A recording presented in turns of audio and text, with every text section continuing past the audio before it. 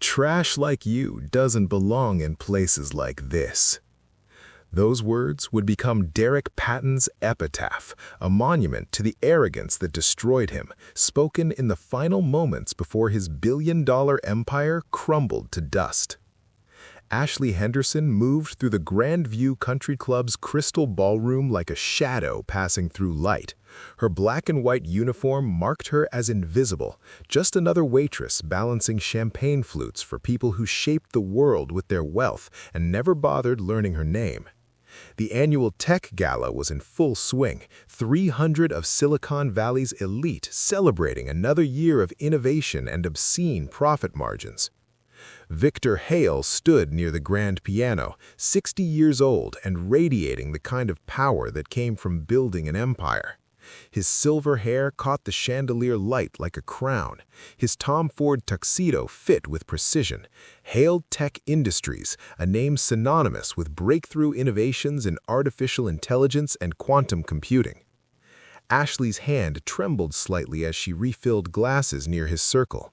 She'd been working at this club for 3 years, 1,095 days of serving drinks and pretending to be deaf to conversations. 3 years of watching Victor Hale accept awards and give speeches about innovation, building monuments to himself on the graves of people he'd murdered. Her parents' graves. Derek Patton materialized at her elbow, his cologne expensive enough to feed a family for a month.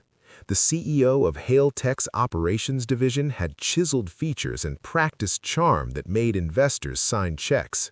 At 52, he wore power like a second skin. "Miss Henderson," he said, his voice carrying that particular tone wealthy men used with service staff. "Mr. Hale would like his usual scotch, the Macallan 1926, neat." "Of course, Mr. Patton." Ashley kept her eyes appropriately lowered. She moved toward the bar, feeling his eyes track her. Something felt different tonight. The air had weight to it, charged atmosphere that preceded lightning strikes. Her instincts were screaming warnings. Marcus, the head bartender who'd become her only real friend here, leaned close as he poured the scotch. "You okay? You've been tense all night." "Something's wrong," Ashley murmured. "They're watching me." Before she could elaborate, Raymond Burke appeared beside her. The club's security chief, a former LAPD officer, had the kind of face that had forgotten how to smile. "Miss Henderson, Mr. Patton wants to see you in the executive office, now." Ashley's stomach dropped. The executive office, where they handled situations, theft accusations, terminations. "My shift doesn't end for another hour." "Now," Burke repeated, his hand already moving toward her elbow. Marcus shot her a worried look, but what could he do? Ashley followed Burke through service corridors, her mind racing. Had they discovered her research, her background checks on Hale's business partners? 3 years of investigation. Had it just fallen apart? The executive office was on the 3rd floor. Burke opened the door without knocking. Inside, Derek Patton stood beside an enormous mahogany desk. Victor Hale sat behind it like a king on his throne, fingers steepled. Behind them, a security camera blinked its red recording eye. "Miss Henderson, please sit," Hale said, gesturing to a chair positioned directly in the camera's view. Ashley remained standing. "What's this about?" Patton reached into his jacket and withdrew something that made Ashley's heart stop. A gold locket dangled from his fingers, catching the soft lighting. Intricate engravings covered its surface, swirling vines and delicate flowers. "Security found this in your apron, Miss Henderson. Care to explain how a $50,000 antique locket ended up in a waitress's pocket?"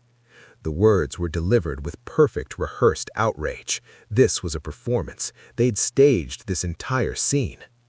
"I've never seen that before," Ashley said, though something nagged at her. Those engravings, she'd seen them before, in the one photograph she'd kept through 15 different foster homes. Her mother wore that locket. Victor Hale shook his head sadly. "People like you always think you can take what doesn't belong to you. I've built my career on giving second chances to those less fortunate, but theft I cannot tolerate." "People like you," The words landed with calculated weight. Someone planted it. This is a setup. Patton laughed, rich with contempt. Of course you'd say that. They always do. He turned slightly toward the camera. We have procedures for this. The police are already on their way. Mr. Hale wanted to give you a chance to confess first. Ashley's mind worked frantically. A $50,000 theft would be a felony.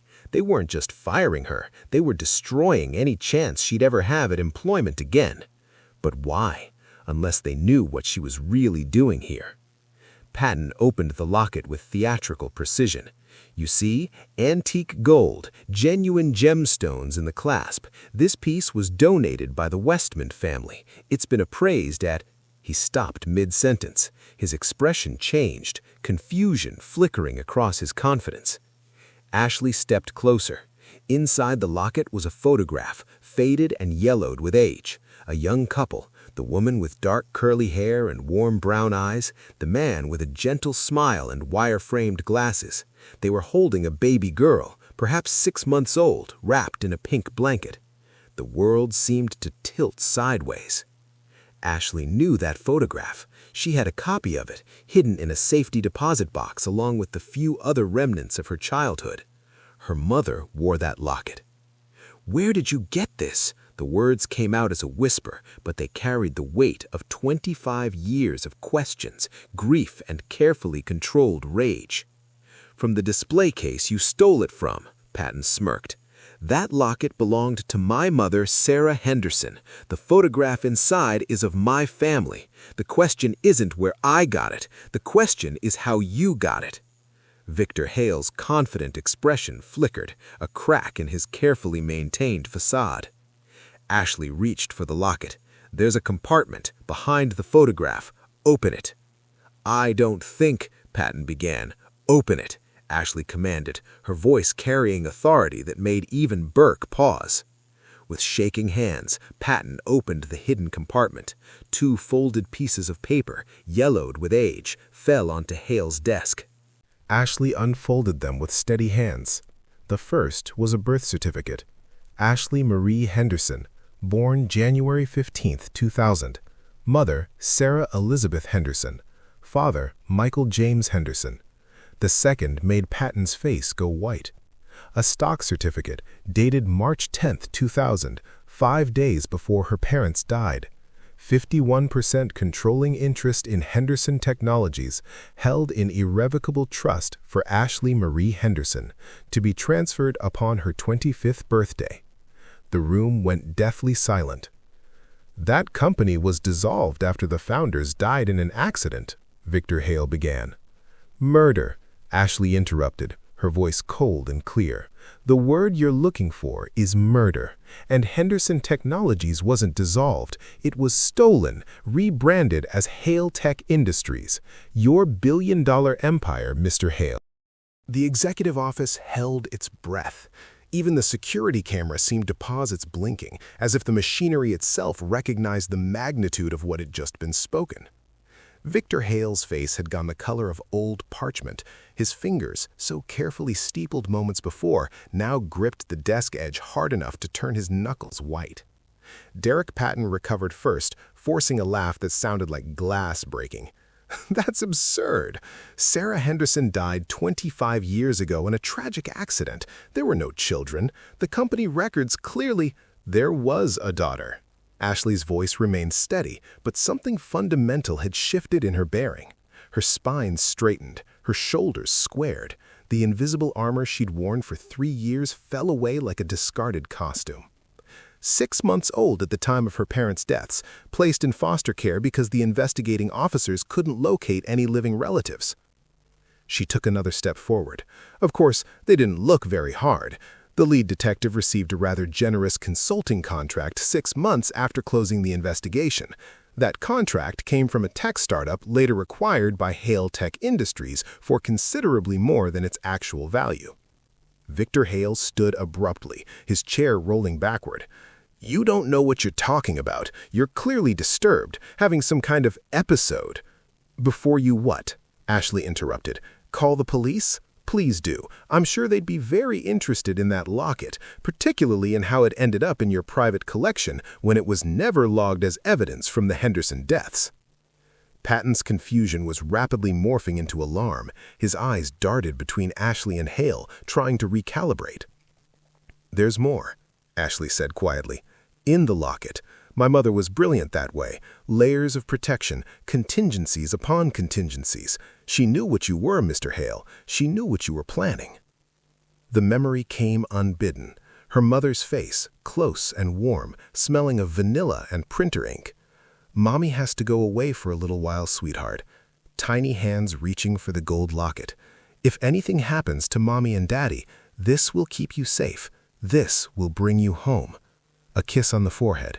"You're stronger than they'll ever know, my brilliant girl." But Ashley had been 6 months old, too young to remember words, only feelings. The warmth, the safety, the sudden, devastating absence. "I have testimony from your former business partner, Robert Calloway, before he died last year. He had interesting things to say about brake lines and convenient accidents." Patton's face had progressed beyond white to a sickly green. "You're insane. This is some kind of elaborate con." "I have the original police report from my parents' accident, the one filed before certain portions were mysteriously redacted. I have emails between you and the detective, Mr. Hale. I have bank transfers. I have everything."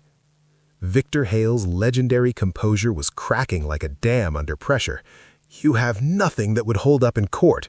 Conspiracy theories from a waitress with what?" Ashley's smile turned sharp as a knife. "With a trust fund I didn't know I had, with stock certificates that prove your entire company was stolen, with evidence of murder you thought you'd buried 25 years ago?" She pulled out her phone, and the simple gesture made both men freeze. "Here's what you didn't know about me, gentlemen. I've been wearing a button camera for the last 6 months. Every conversation near me, every careless word spoken when you thought the help wasn't listening." She turned the phone to show them the screen. Crystal clear footage showed Derek Patton in the coat check room 20 minutes earlier, carefully placing the gold locket into Ashley's apron pocket. "Your mistake wasn't framing me, Mr. Patton. Your mistake was doing it where I could record every second." She walked to the office door and placed her hand on the handle. "My mother told me, it's in her journals, the ones the law firm held for me, she told me that if anything happened to me, this locket would keep me safe, would bring me home." Ashley looked back at Victor Hale, at the man who murdered her parents and stolen her inheritance. She was right. You wanted to use her locket to destroy me. Instead, you just handed me the key to my empire. She opened the door. Standing in the hallway were 2 people in dark suits with FBI credentials clipped to their belts, and a woman in an expensive charcoal suit whose presence radiated power. "Gentlemen," Ashley said, her voice carrying authority, "I believe you've met my legal team. They've been very patient while we gathered the final pieces of evidence." Attorney Kathy Jones stepped forward, her expression professional but her eyes gleaming. "Victor Hale, Derek Patton, you're both named in a federal investigation into fraud, murder conspiracy, identity theft, and corporate espionage spanning 25 years. The evidence Miss Henderson has provided has been sufficient to secure warrants for your arrest." Special Agent Maria Torres moved past Jones, her badge held high. "Victor Hale, you're under arrest for conspiracy to commit murder in the deaths of Sarah and Michael Henderson. Derek Patton, you're under arrest for conspiracy, evidence tampering, and attempted fraud." As Torres read them their rights, Victor Hale's face cycled through denial, rage, and finally, most satisfying of all, defeat. "You can't prove any of this," he said, but there was no conviction in his voice. "I don't have to prove all of it. I just have to prove enough. The FBI will handle the rest." Raymond Burke remained in the doorway, watching with an expression Ashley couldn't quite read. "Miss Henderson, I didn't know." "No, you didn't, but you should have asked more questions." She walked past him, leaving behind the role she'd worn like armor and stepping into something she was still learning to become. Ashley Marie Henderson, heir to a stolen empire, daughter of murdered parents, and the woman who just brought a billionaire to his knees.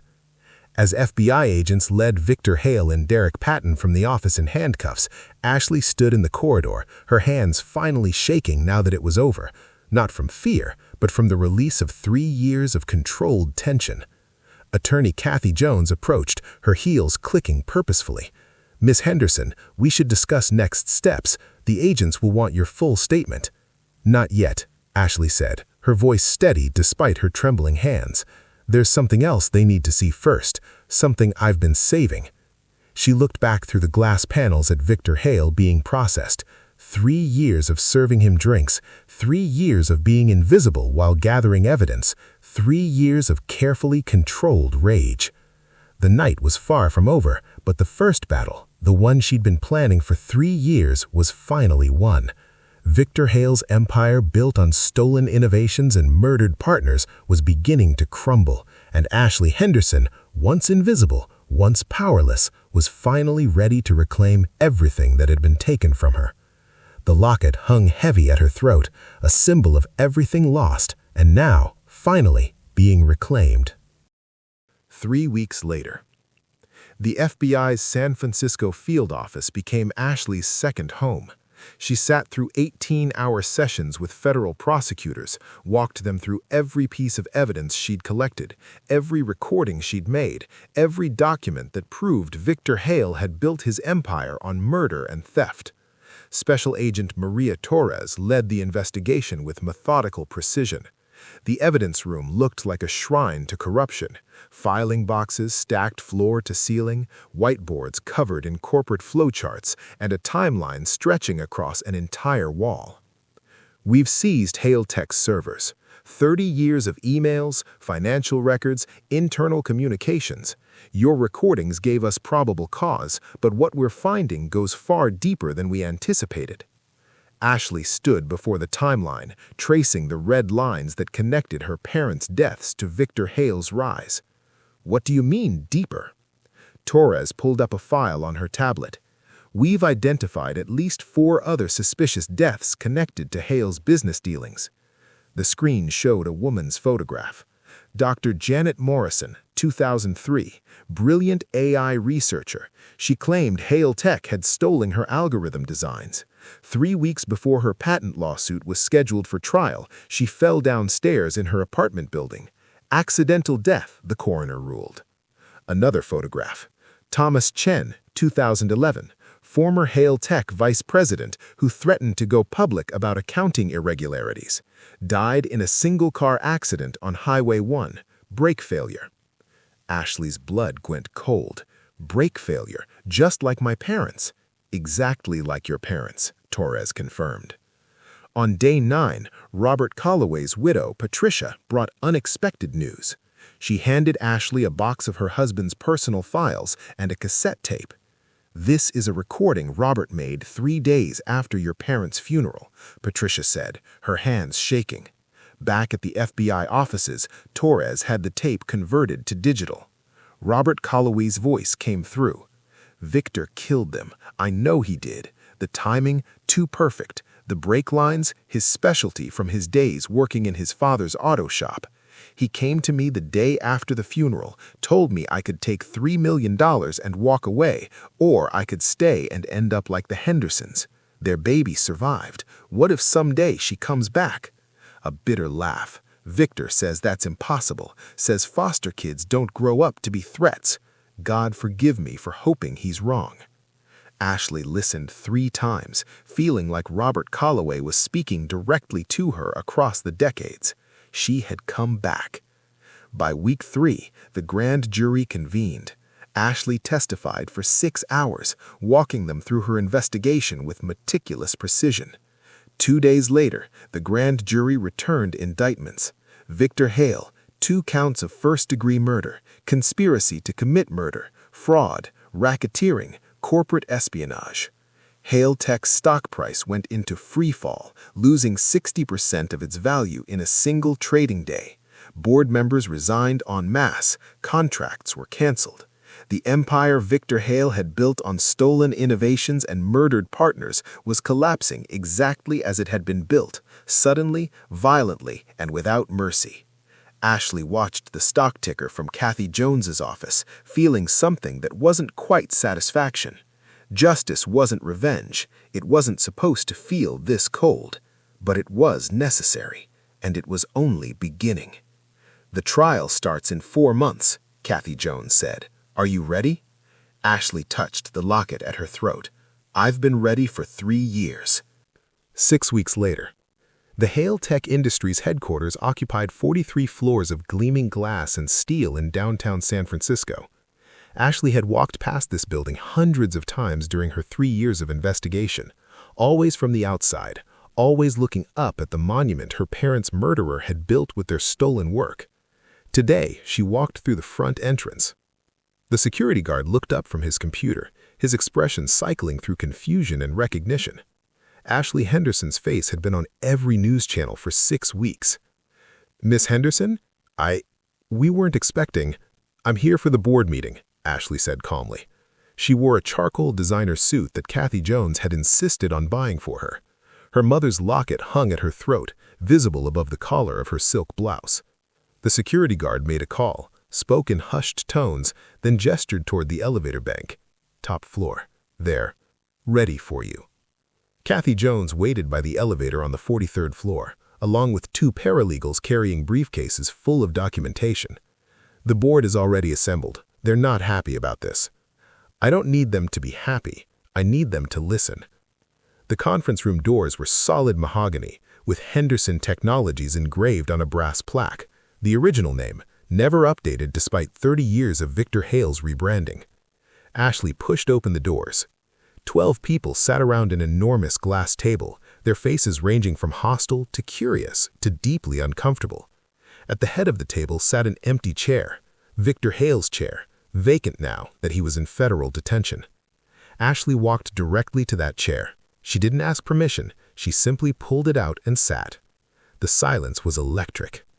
"Good morning," Ashley said, her voice carrying calm authority. "For those who don't know me, my name is Ashley Marie Henderson.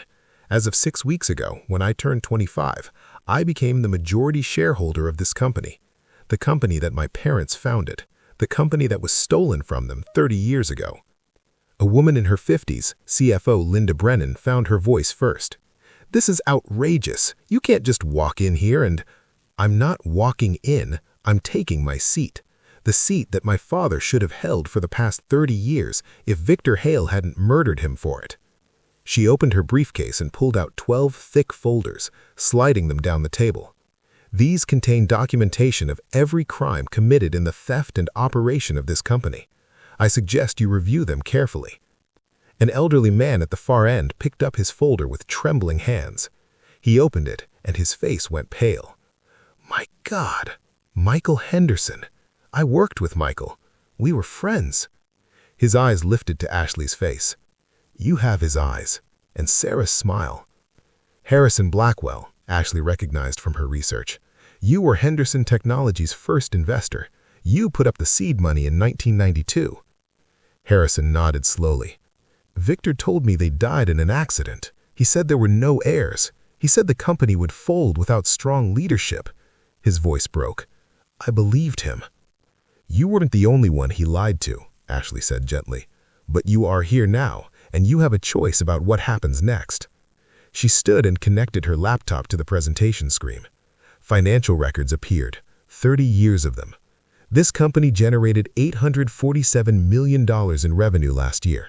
Revenue built on patents my father invented, innovations my mother developed.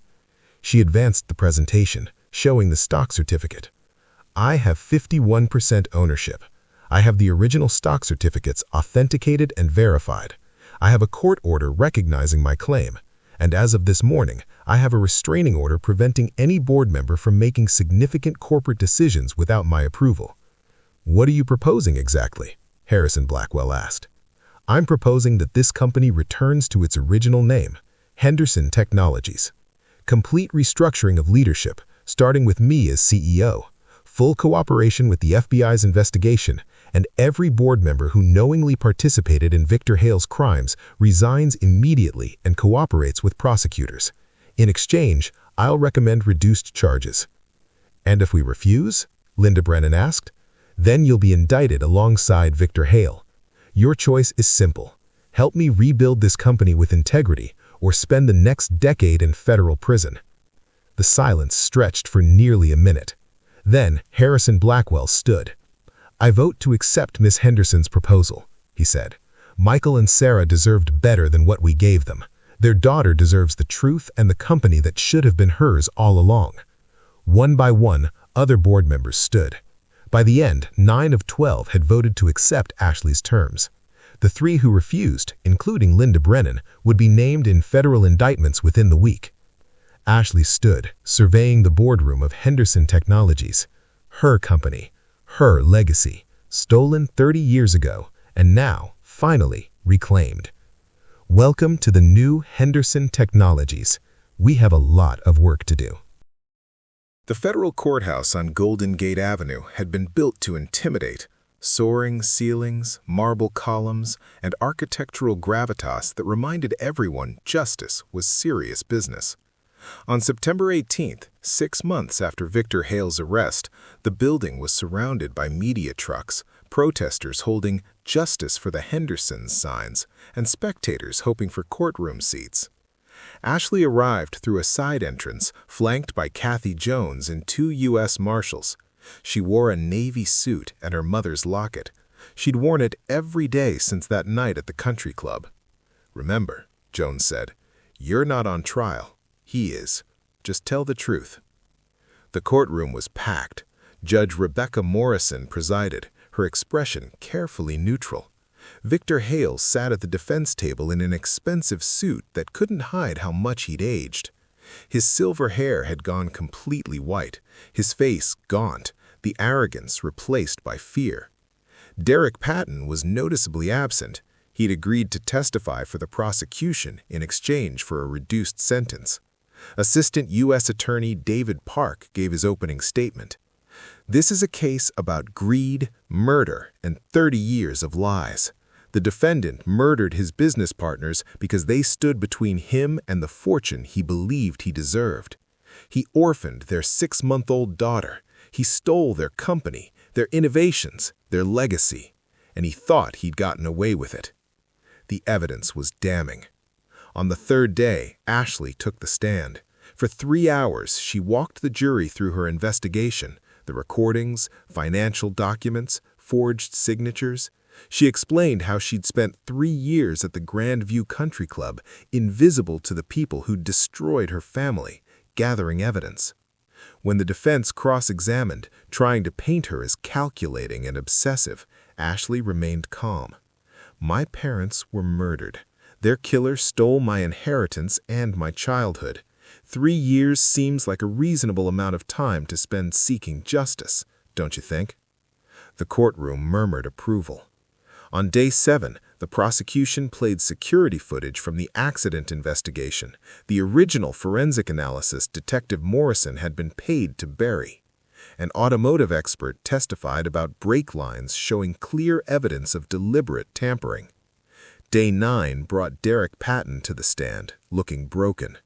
"Victor told me she was dangerous. He said if she proved who she was, everything would collapse, so we decided to discredit her first." On day 12, Victor Hale took the stand against his lawyer's advice. It was catastrophic. Under cross-examination, when Park played the recording of Hale drunkenly bragging about making the Henderson problem disappear, Hale's composure shattered. "They were going to destroy everything I'd built. After all my work, they wanted to push me out. I couldn't let that happen. I had every right to—" He stopped, realizing what he'd confessed. The courtroom was silent. "Every right to what, Mr. Hale?" Park asked softly. "To murder them?" The jury deliberated for 6 hours. "On the charge of murder in first degree in the death of Sarah Elizabeth Henderson, how do you find?" "Guilty." "On the charge of murder in first degree in the death of Michael James Henderson, how do you find?" "Guilty." Ashley felt tears streaming down her face. 30 years of lies, and finally, the truth had been spoken.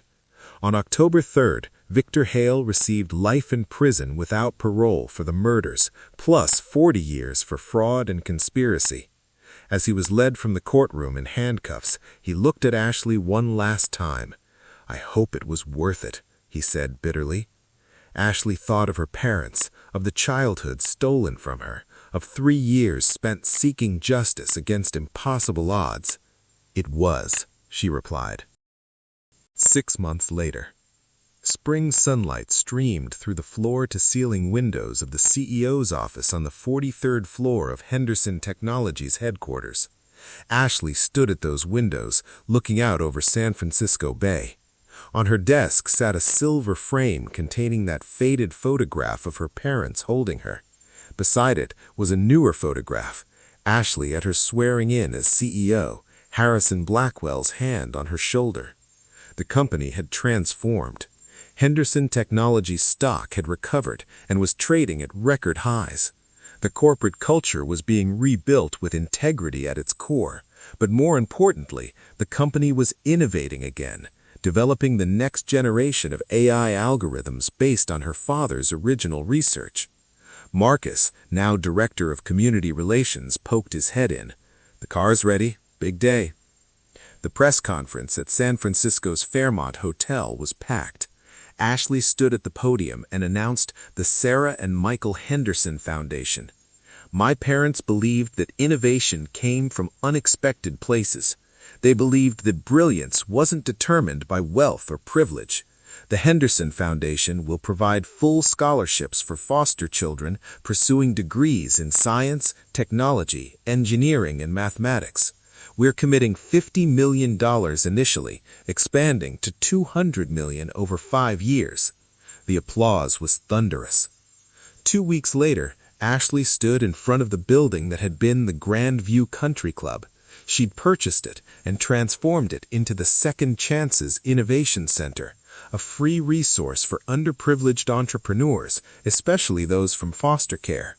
Among the crowd were 12 former foster youth who'd received the first Henderson Foundation scholarships, including Maya Rodriguez, who Ashley reminded her of herself, guarded, determined, hungry to prove her worth.